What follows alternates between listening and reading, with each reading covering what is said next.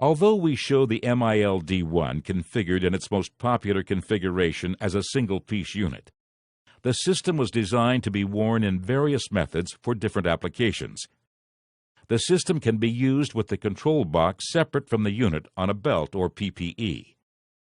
It is also supplied with a shoulder strap, enabling wearing the control box slung across the shoulder to reduce the weight of the expandable staff and search head.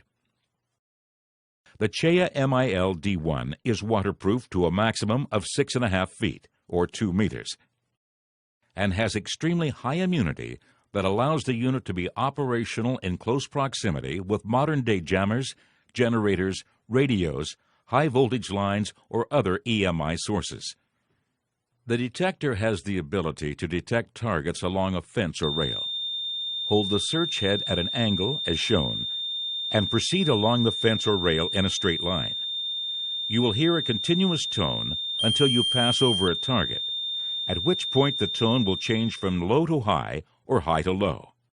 The MILD-1 is capable of operating with standard alkaline or nickel metal hydride rechargeable batteries.